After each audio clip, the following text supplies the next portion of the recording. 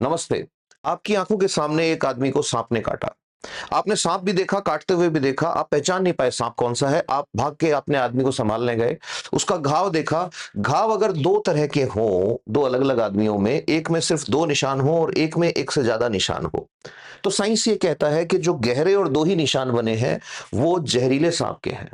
और एक से ज्यादा निशान ऐसे बाइट मार्क बना है, भले ही वो सांप था काटने वाला, लेकिन इसका मतलब ये है कि वो जहरीला नहीं था। तो क्या इसका मतलब यह है कि इस तरह के निशान वाले सारे घाव वाले लोग जहरीले सांप के काटने से मर जाएंगे? नहीं। अगर जहरीले सांप ने काटा है तो भी जहरीले सांप के लगभग आधे बाइट से लेकर और 70% तक बाइट या 30% तक बाइट ड्राई बाइट हो सकते हैं। ड्राई बाइट का मतलब क्या होता है कि सांप ने काटा तो सही, विष दंत यानी फैंक्स जिनको कहते हैं, जहर वाले दांत चमड़ी में घुसाए तो सही, बट उस टाइम उसके पास जहर ही नहीं था, बना हुआ ही नहीं था जहर, थका हुआ था उसका जहर बनाने वाला सिस्टम, किसी और जीव के अंदर वो अपना जहर उड़ेल चुका था। चलो, अगर निशान देख के ही पता लगता है तो जरा बताओ इनमें से कौन कौन सा जहरीला था? तो अब अगर आपको दिख पा रहा है, अच्छा, ये सारी इमेजेस और सारी इंफॉर्मेशन डब्ल्यूएचओ और गवर्नमेंट ऑफ इंडिया की वेबसाइट से ली है। अपने आप डॉक्टर बनने की कोशिश ना करें। ये याद रखें, I know that I don't know, मैं जानता हूं कि मैं बहुत सारी चीजें नहीं जानता। तो चलो देखो, सबसे पहले ये वाले जो दो निशान दिख रहे हैं छोटे से, ये वाइपर का निशान है। ये जो दूर दूर दिख रहे हैं ये तो सांप थोड़ी होगा, नहीं है।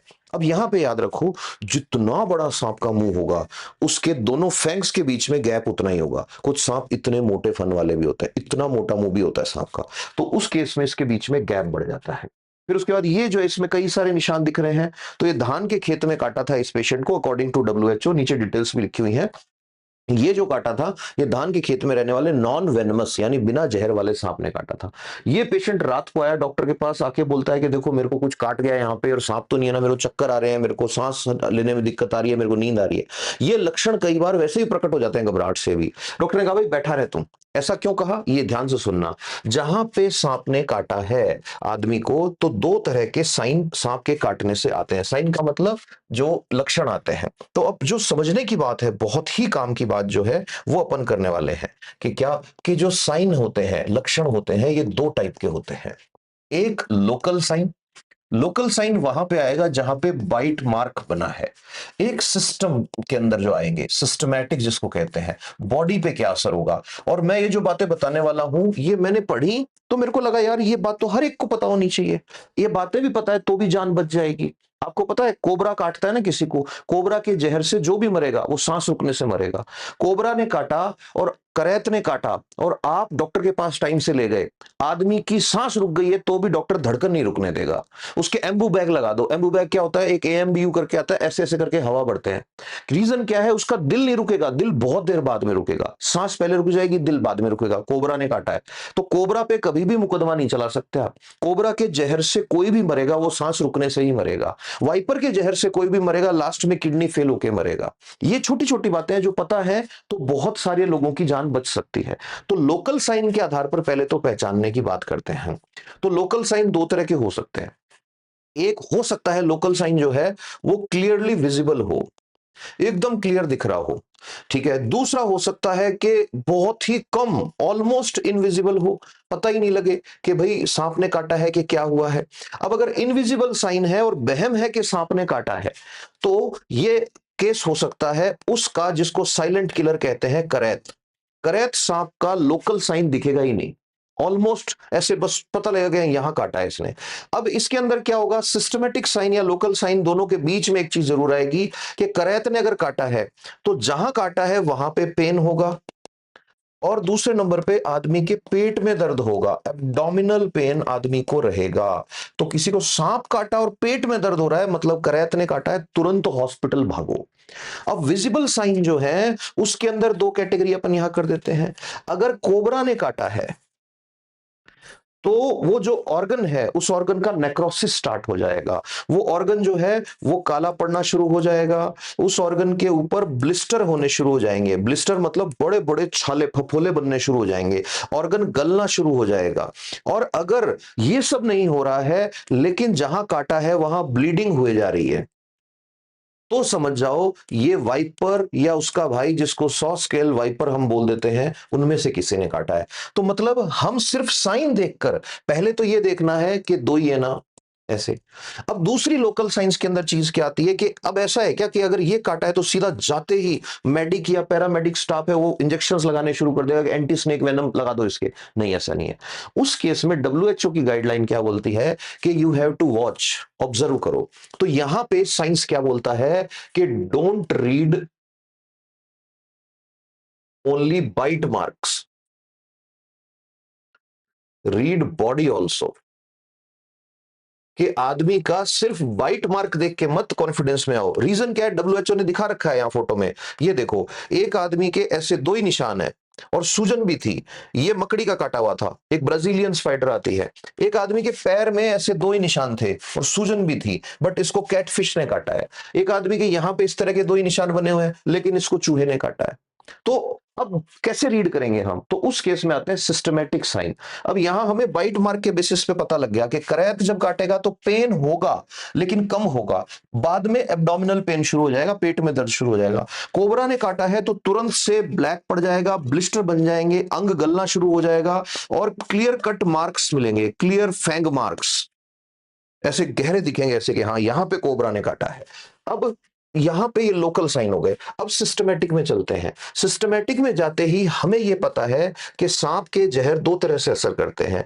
एक होते हैं न्यूरोटॉक्सिक, जिनको न्यूरोटॉक्सिन बोलूंगा मैं भी, जो हमारे नर्वस सिस्टम मतलब ब्रेन से बॉडी कंट्रोल हो रही है उसको डैमेज करते हैं। और दूसरे होते हैं हीमोटॉक्सिन।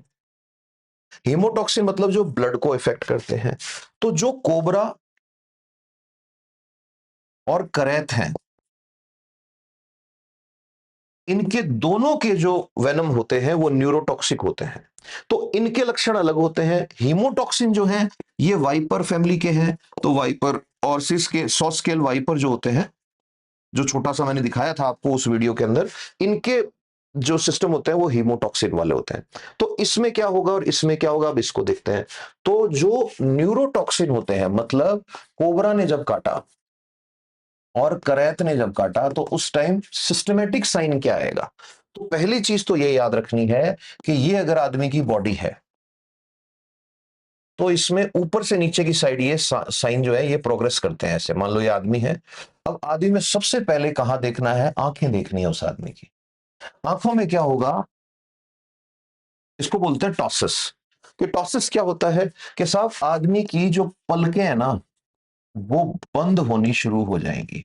दो काम साथ साथ करने कोबरा करैत वाले पेशेंट के अंदर डब्ल्यूएचओ की गाइडलाइन कहती है। पहला काम क्या करना है कि जो स्वेलिंग है, जो सूजन है, उसके निशान लगाते जाओ। कि निशान कैसे लगाने हैं सूजन वाले? कि मरीज के जहां पे सूजन आ रही है उस जगह ऐसे निशान लगाने के, इतनी दूर में सूजन थी साहब, या पैर के ऊपर सूजन देख रहे हो तो ऐसे ध्यान रखना है कि यहां तक सूजन थी। फिर हर 20 मिनट में देखना है सूजन बढ़ तो नहीं रही है। ठीक है, ये चीज नोटिस करते जानी है कि ठीक है।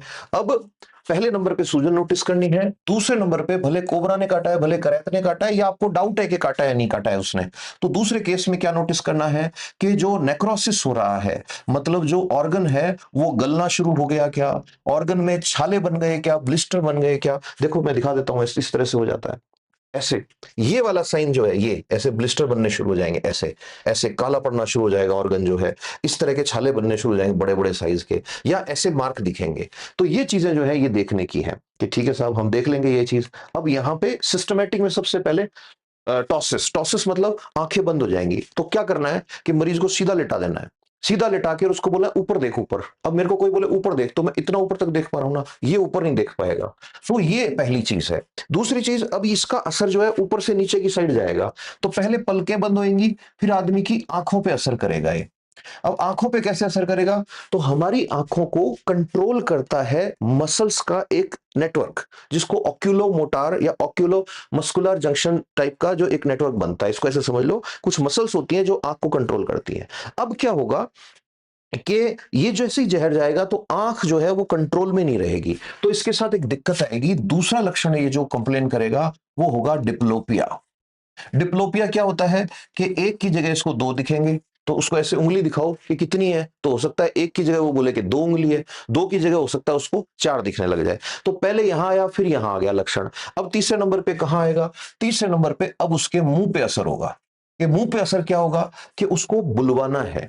अब डब्ल्यूएचओ ये कह रहा है कि उसको ये कहना है कि तू एक सांस में गिनती कर कितनी कर सकता है। इससे 2-3 चीजें एक साथ पता लगेंगी। तो 1 2 3 4 5 6 7 8 9 10 और एक बार नहीं, उससे बार-बार गिनती करवानी है। तो जैसे मान लो 9 बजे गिनती करवाई और उसने 20 तक गिनती कर दी एक सांस में। 9:15 बजे तुमने उससे गिनती करवाई, 10 पे जाके उसकी सांस फूल गई। फिर 5-7 मिनट रुक के रेस्ट, हो सकता है वैसे ही फूल गई हो। फिर तुमने उसको कहा इस बार 5 से आगे नहीं बढ़ पा रहा है। तो इसका मतलब वो न्यूरोटॉक्सिन अब असर कर रहा है, ऐसे धीरे-धीरे स्प्रेड हो रहा है वो। और ये यहां तक पहुंच गया ना एक बार सांस तक, तो फिर उसके बाद दिक्कत हो जाती है। अगर हॉस्पिटल नहीं गए हो, आदमी मर जाएगा। सांस रुकने से ही मरेगा इस केस में। अब क्या हो रहा है कि जैसे ही वो यहां पहुंच गया मुंह के अंदर, तो उस टाइम एक कंडीशन आएगी जिसको बोलते हैं डिस्थ्रिया। डिस्थ्रिया क्या होता है कि आवाज जो है आदमी की वो गड़बड़ हो जाएगी। अब मैं बोल रहा हूं hello how are you welcome to gyrus sulcus, ये नॉर्मल आवाज है मेरी। मेरे घर वाले तो जानते ही है ना, इसलिए ये चीज घर वालों की प्रेजेंस में भी होनी चाहिए। अब दूसरे नंबर पे आदमी मेरे से ही बुलवाए और मैं ऐसे बोलूं जैसे मैंने मुंह में गुटखा दबा रखा है, hello welcome to gyrus sulcus, ये डिस्थ्रिया है। फिर उसके बाद में चौथे नंबर पे अभी उसके गले पे असर करेगा, ऐसे फैल रहा है ऊपर से नीचे। गले में क्या होगा कि आदमी को निगलने में दिक्कत होने लग जाएगी। उसको पानी दोगे, पानी नहीं पिया जा रहा, उसको कुछ लिक्विड दे रहे हो, वो नहीं पिया जा रहा। इसको बोलते हैं डिस्फेजिया।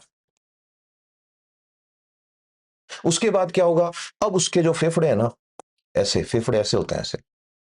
अब उसके जो फेफड़े हैं, फेफड़ों के नीचे एक बड़ा, बहुत बड़ा एक इंपॉर्टेंट पार्ट होता है डायफ्राम। और फेफड़ों के ऊपर होती हैं पसलियां, और पसलियों के बीच में ऐसे ऐसे ऐसे होती है मसल्स। ये जो येलो वाली बना रहा हूं ना, इनको इंटरकॉस्टल मसल्स बोलते हैं। इन्हीं की वजह से हम सांस लेते हैं। तो अब वो यहां जाके इनको ब्लॉक करेगा। जब वो इनको ब्लॉक करेगा, तब आदमी में क्या होगा, उस टाइम उस आदमी में होगा रेस्पिरेटरी पैरालिसिस। अब जैसे रेस्पिरेटरी पैरालिसिस होगा तो आदमी सांस नहीं ले पाएगा। यहां वो गिनती है वो 5 6 7 से आगे जाएगी नहीं, धीरे धीरे। जैसे ये कंडीशन हो जाए तुरंत से, अब अगर आप हॉस्पिटल में थे तो जैसे ये टॉसिस शुरू हुआ ना, ऐसे आंखें बंद होनी शुरू हुई और फिर एक के दो दिखने शुरू हुए और बाइट मार्क है, तुरंत एएसवी लगेगा। एएसवी मतलब एंटी स्नेक वेनम, वो जो मैंने बताया था कि सांप के जहर से बचने की एक ही दवाई है धरती पे और है ही नहीं।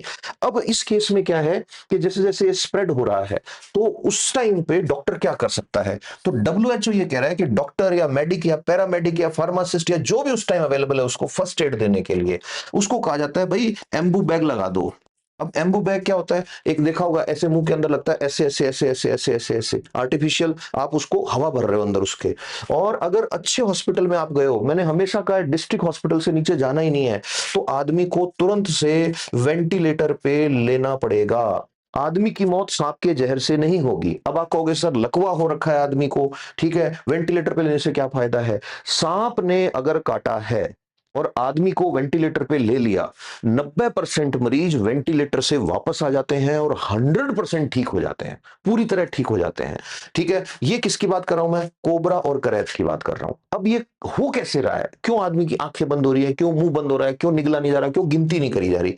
तो इसका आंसर क्या है, इसका आंसर है मैं यहां पे जो भी कर रहा हूं वो एक सिस्टम की वजह से कर रहा हूं, जिसको कहते हैं नर्वस सिस्टम।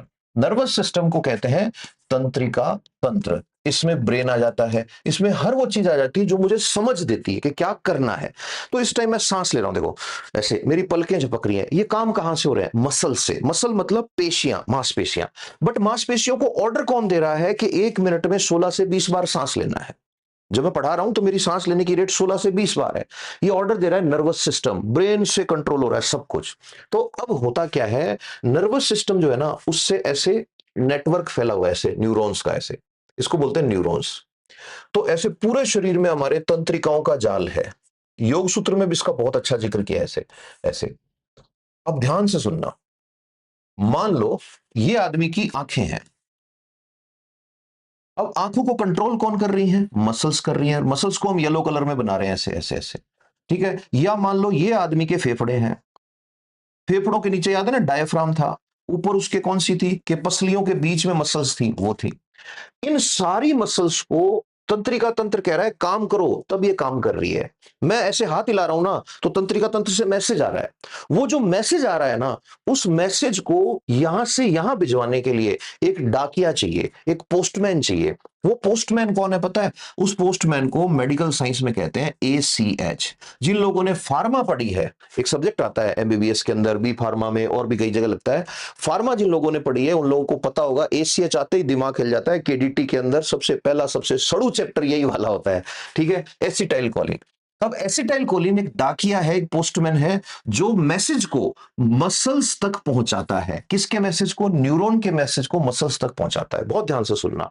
अब जब किसी आदमी को कोबरा काट लेता है, जब किसी आदमी को करैत काट लेता है, तो ये काम कैसे करते हैं? बहुत ध्यान से सुनना।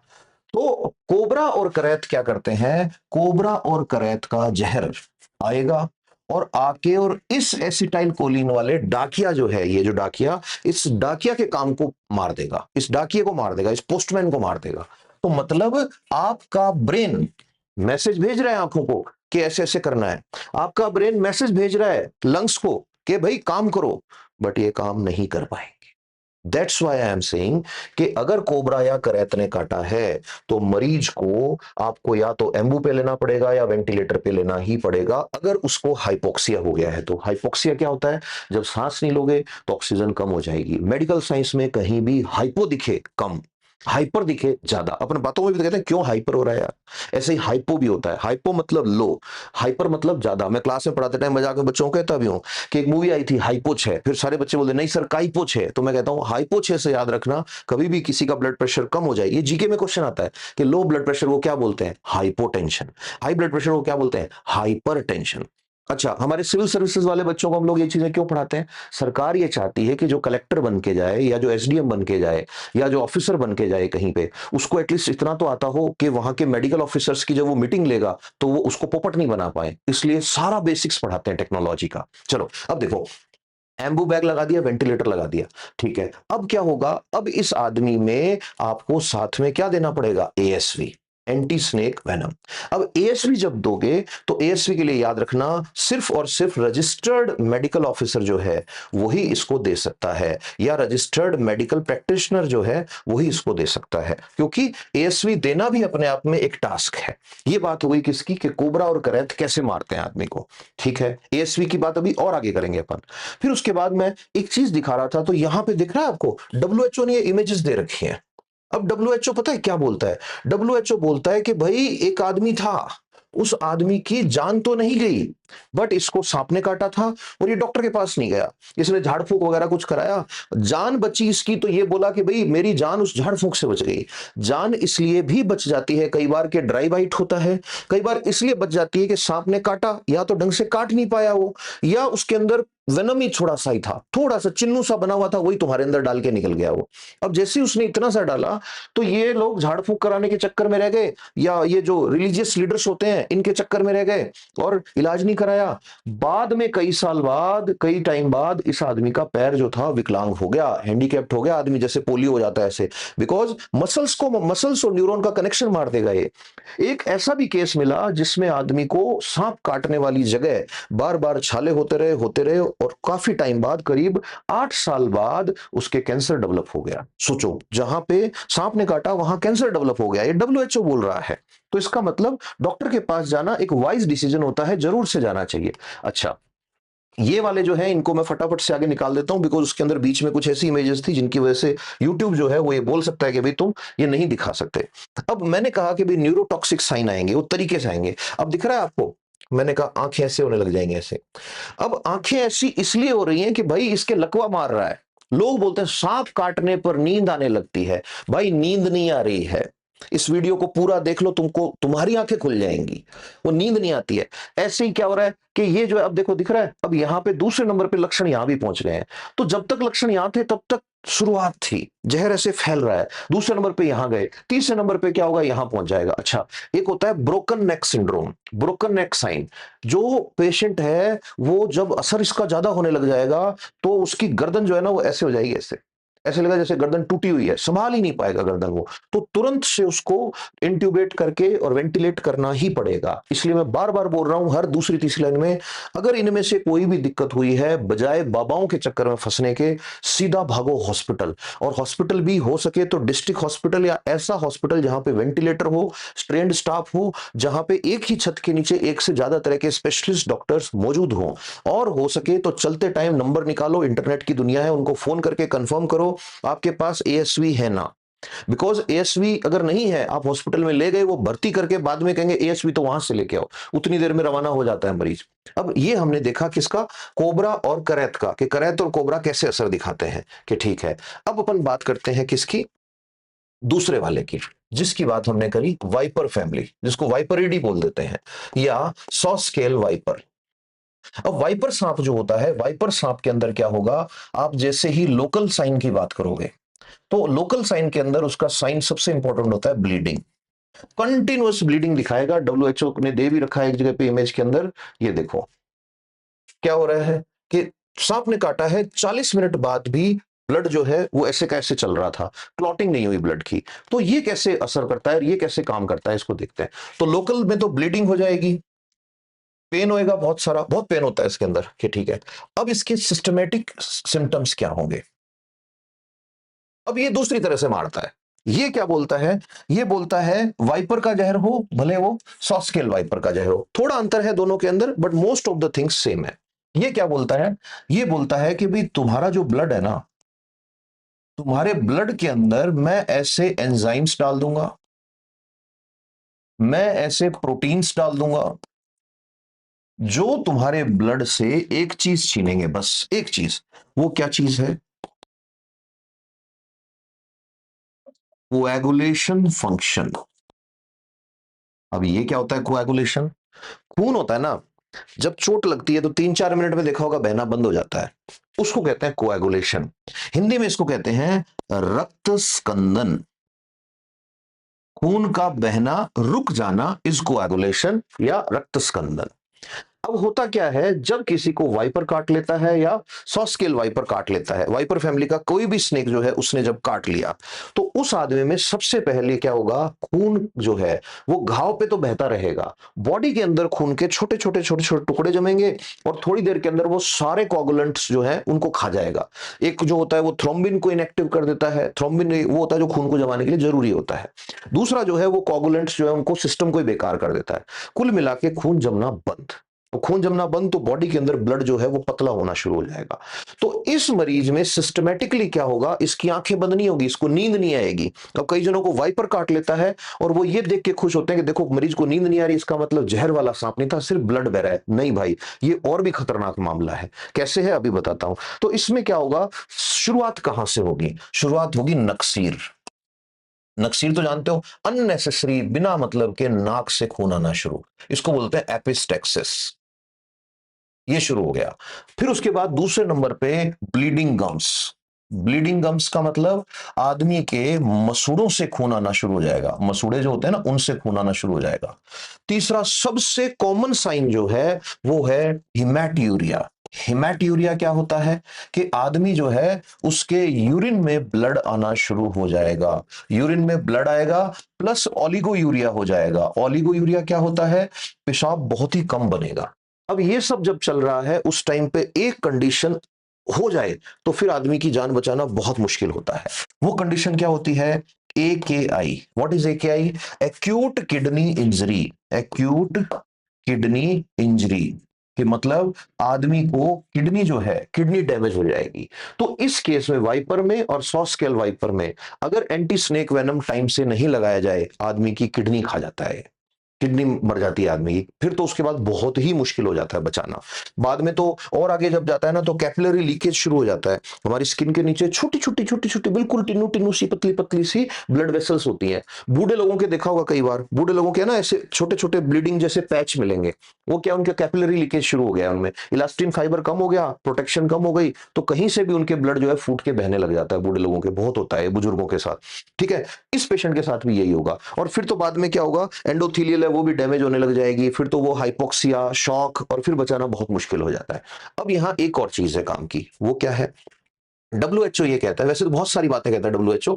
अच्छा, मैंने कहा भी था आपको कि किसी को बांधना नहीं चाहिए घाव हो जाए, तो डब्ल्यूएचओ ने ये दिखाया है। डब्ल्यूएचओ का ये कहना है कि किसी ने किसी को स्नेक बाइट हुआ, and according to WHO snake bite के बाद घर वालों ने क्या किया, बहुत तेज उससे बांध दिया ऐसे कि जहर को आगे मत फैलने दो। उस आदमी का जो ऑर्गन था वो गैंग्रीन हो गया, उसको काटना पड़ा, ऑर्गन को हटाना पड़ा उसको, इसमें डेथ भी हो जाती है आदमी की। ठीक है, अब देखो, अब बहुत काम की बात है। गवर्नमेंट का गाइडलाइन क्या कहता है? गवर्नमेंट का गाइडलाइन कहता है कि अगर आपको ये डाउट है कि सांप ने काटा है, तो सारे केस दो भाग में बांटे जाते हैं। एक होता है ओवर्ट बाइट, एक होता है अकल्ट बाइट। ओवर्ट बाइट क्या होता है? ओवर्ट बाइट वो है जहां आपने देखा है कि सांप ने काटा है, आप कंफर्म हो सांप ने काटा है। अकल्ट बाइट कौन सा होता है? अकल्ट बाइट वो होता है जहां आपको पता नहीं है कि क्या हुआ है, लेकिन आपको वहम हो रहा है लक्षण देख के कि सांप ने काटा है।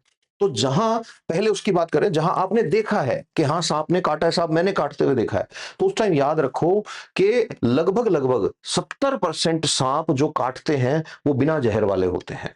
तो अब कैसे पता लगाएंगे? तो पता लगाने का तरीका है उसके सिम्टम देखने हैं, इसीलिए मैंने आपको सिस्टमेटिक और लोकल दोनों कहा।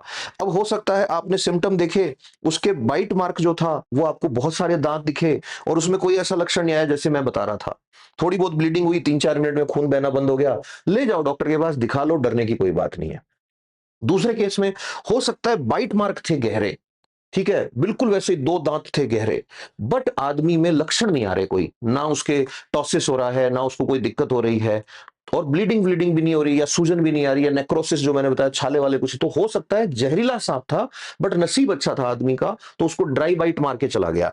तो दोनों ही केसेस के अंदर हॉस्पिटल तो जाना चाहिए, और यह भी ध्यान रखना चाहिए कि भले वो बिना जहर वाला काटा है, भले वो ड्राई बाइट मारा है, आदमी को एंग्जाइटी होएगी, आदमी की धड़कन तेज हो जाएगी, आदमी जो है हो सकता है उसको ऐसे लगेगा मैं बेहोश हो रहा हूं। ये सब हो सकता है मेंटली हो जाता है, या थोड़ा बहुत रिएक्शन कोई हो रहा है उसकी वजह से हो जाता है। ऐसी कंडीशन में गाइडलाइन ये बोलती है कि नजर रखो उस पे, और नजर रखने के मैंने 3 फॉर्मूले बताए हैं।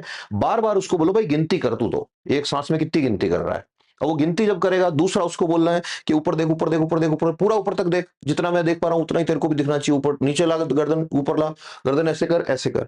ठीक है, दूसरे नंबर पे मैंने ये बताया कि भाई क्या करना है, उसके घाव को देखना है कंटिन्यू, ब्लीडिंग तो नहीं हो रही ना, लगातार ब्लीडिंग रुक गई ना, सूजन तो नहीं आ रही ना, सूजन अगर आई थी तो उतनी है, बढ़ तो नहीं रही ना, ये चीजें ध्यान रखनी है, और डॉक्टर के कांटेक्ट में रहना है। अब अपन आ जाते हैं उसमें जहां पे सिम्टम आने शुरू हो गए। अब सिम्टम आने शुरू हो गए, तो अगर आदमी के स्वेलिंग बढ़ती जा रही है, सूजन बढ़ती जा रही है कंटिन्यू, तो हो सकता है वाइपर ने काटा हो। वाइपर ने अगर काटा हो और आदमी के ब्लिस्टरिंग हो गई, स्वेलिंग आने लग गई, तुरंत से एएसवी देगा डॉक्टर, एंटी स्नेक वेनम जो मैंने बताया वो देगा। अगर आदमी के क्या हो रहा है कि भाई काटा था, उसको देख के पता लग रहा है सिस्टमेटिक सिम्टम्स जो थे, आंखें बंद होनी शुरू हो गई थी और सांस आनी दिक्कत हो गई थी, तो समझ जाओ किसने काटा है, कोबरा या करैत ने काटा है। कोबरा या करैत के केस में एएसवी अकेला नहीं दिया जाएगा। डब्ल्यूएचओ ये कहता है कोबरा या करैत के केस में दिया जाएगा एएसवी प्लस नियोस्टिग्मिन।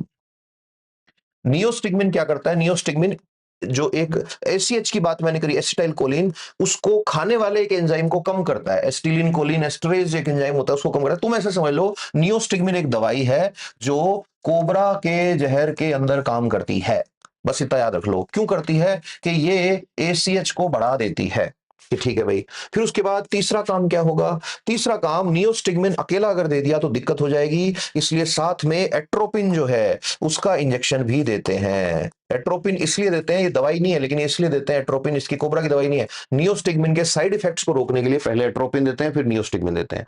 ये इस वाले केस में आएगा। फिर उसके बाद मान लो वाइपर ने काटा है, ब्लीडिंग चले जा रही है, ठीक है, और आपको कंफर्म हो गया कि वाइपर ने काटा है, उस केस में नियोस्टिग्मिन नहीं देना है, उस केस में सिर्फ क्या लगेगा? एएसवी लगेगा। और एक होता है भैया समंदर के सांप। समंदर के जो सांप होते हैं वो सारे के सारे मायोटॉक्सिक होते हैं। मायो का मतलब muscles, myology is study of muscles. तो समंदर के सांप जो होते हैं वो मसल्स को खत्म करते हैं। उस केस में भी तुरंत से जैसे ही कंफर्म होगा, अच्छा पता कैसे लगेगा समंदर के सांप ने काटा है? तो वही वो काटेगा, फैंग मार्क्स मिलेंगे, प्लस समंदर के सांप के काटे में क्या होगा कि आदमी की मसल्स के अंदर पेन होगा, आदमी जो है उसकी मसल्स में सूजन आएगी, मसल्स में ऐसे ऐसे ऐसे ऐसे ट्विचिंग होने लग जाएगी, कॉन्ट्रैक्शन होने लग जाएंगे, बाइटे कहते हैं जिसको, वो आने आने लग जाएंगे, ठीक है। ऐसी कंडीशन में भी क्या करना है, तुरंत से एएसवी देना है, सपोर्टिव ट्रीटमेंट, मसल रिलैक्सेंट वगैरह देने हैं और डायलिसिस पे लगा देना है आदमी को। यहां भी डायलिसिस वाइपर में और मायोजेनिक, यानी ये तुम्हारे जो समंदर वाले सांप होते हैं, इन दोनों के अंदर आदमी को डायलिसिस पे रखना पड़ेगा, क्योंकि किडनी को खा जाते हैं दोनों के दोनों, ठीक है। ये बात हो गई। अब उसके अंदर अच्छा, ऑकल्ट बाइट मतलब सांप देखा नहीं, तो मैंने बताया कि लोकल साइन देखने हैं प्लस सिस्टमेटिक साइन देखने हैं, उसके अंदर भी ऐसे एएसवी नहीं लगा देना है किसी के। अब आता है एक बहुत अच्छा क्वेश्चन। क्वेश्चन क्या आता है कि भाई घोड़े में ही क्यों बनती है एएसवी? तो भाई घोड़े में एएसवी इसलिए बनाते हैं, इसकी बॉडी जो है बड़े साइज की होती है और इसके प्लाज्मा के अंदर एंटीबॉडीज बहुत होती हैं, तो बड़ी इजीली आपको एंटीबॉडीज मिल जाती हैं। अगला एक सवाल बहुत अच्छा, एक किसी ने पूछा था कि डोज क्या होती है एएसवी की, तो जितना मेरे को मिला डब्ल्यूएचओ के रिसोर्सेज के अकॉर्डिंग, इसकी डोज होती है भैया 10 का मतलब 10 वायल जो है शुरू के अंदर देनी होती है। फिर उसके बाद ठीक नहीं हो रहा है आदमी, तो 1 घंटे बाद फिर से 10 देनी है। एक आदमी को 20 से 25 वायल तक भी देनी पड़ती है। तो जैसे ही आदमी आया उसको 10 वायल देनी है। अच्छा, देनी कैसे है? आईवी। आईवी का मतलब इंट्रावेनस, उसकी ब्लड के अंदर देनी है, मसल्स के अंदर नहीं लगाना है इसका इंजेक्शन। फिर उसके बाद कितने की आती है सर, एक ने ये भी पूछा था किसी ने, लर्नर ने। तो भाई ये 450 से 700 रुपए तक आती है। वैसे सरकारी हॉस्पिटल्स में फ्री अवेलेबल होती है, लेकिन खरीदना चाहो तो इतने की आ जाती है, ठीक है। फिर उसके बाद अगला था कि एएसवी जो है ये खुद लगानी चाहिए क्या? कभी नहीं लगानी चाहिए, बिकॉज एएसवी जैसे ही लगाओगे तो एलर्जी हो सकती है बॉडी के अंदर। इसलिए इसको हॉस्पिटल में ही प्रॉपर एक्सपर्ट की ट्रीटमेंट टीम के साथ ही इसको दिया जाता है, कभी भी घर पे ऐसे नहीं लगा दिया। हाँ, इमरजेंसी में कोई जंगल में फंसा हुआ है, फौजी है, ट्रेनिंग चल रही है, उनको अगर किसी ने दे रखा है तो वो बात अलग है, ठीक है। फिर उसके बाद एएसवी अगर बिना जांच के दे दी तो क्या होगा? भाई कभी देनी ही नहीं है बिना जांच के। मैंने दोनों यहां पे बता दिए डब्ल्यूएचओ गाइडलाइन के अकॉर्डिंग कि लोकल प्लस सिस्टमेटिक साइन जो है उनको परखा जाए, फिर डॉक्टर के पास जाया जाए, फिर वो डॉक्टर बताएगा तब एएसवी लाके लगाया जाए। अब कई सर इमरजेंसी हो रखी है, कंट्री वॉर में है, बॉम्ब गिर गया, हमारे तो मिसाइल गिरा दी दुश्मन ने और हमारे तो ये हो रखा है, ऐसी कंडीशन में क्या करना है? ऐसी कंडीशन में ये काम आएगा जो लेक्चर के अंदर सीखा है कि ठीक है 10-10 वायल 1 घंटे के गैप से दे सकते हैं। एएसवी की अगर ओवरडोज दी जाए तो क्या होगा? पहली बात तो ओवरडोज देनी ही नहीं होती है, लेकिन अगर दे दी जाए तो आदमी में 2 प्रॉब्लम हो सकती है। एक तो एलर्जी हो सकती है, सीवियर एलर्जी को एनाफाइलेटिक शॉक भी कह देते हैं। एनाफाइलेक्सिस का मतलब सांस भी बंद हो सकती है, मौत भी हो सकती है आदमी की, ठीक है। ज्यादातर केसेस जो है उनके अंदर 20 से 25 वायल के अंदर आदमी ठीक हो जाता है। फिर उसके बाद और क्या सवाल था? यस, कि एक आदमी को एएसवी लगी है आज, ठीक है, सांप काटा, 1 हफ्ते बाद उसको फिर से सांप काट गया, तो क्या पुरानी एएसवी का असर रहेगा? नहीं। हर बार जब सांप काटेगा आपको नई एएसवी लगवानी पड़ेगी। एएसवी कोई खाना नहीं है कि सुबह खा लिया शाम तक असर करेगा। एएसवी क्या होती है, मैंने समझाया था पिछले लेक्चर में कि जहां पे सांप का जहर जुड़ने वाला था उस जगह जाके पहले एएसवी जुड़ जाती है। That's how it saves your life. So hopefully इस लेक्चर से भी आपने काफी कुछ सीखा होगा। मेरे को जितना आता था उसमें से कुछ नोट्स बना लिए, कुछ डब्ल्यूएचओ वालों से पूछ लिए, कुछ आपको सिखा दिए, है ना। और कोशिश की मैंने इजीएस्ट लैंग्वेज में बताने की। तो बताना कमेंट्स में कैसा लगा। और एक चीज और मैंने अभी पढ़ी बड़ी इंटरेस्टिंग, कि सांप के अंदर जहर कैसे बनता है और सांप की एनाटॉमी जो है वो बड़ी इंटरेस्टिंग बीएससी की बुक में मेरे को मिली। तो if you are interested to know that तो नीचे कमेंट में आज लिख देना BSc. Stay happy, stay blessed, love you all, thank you.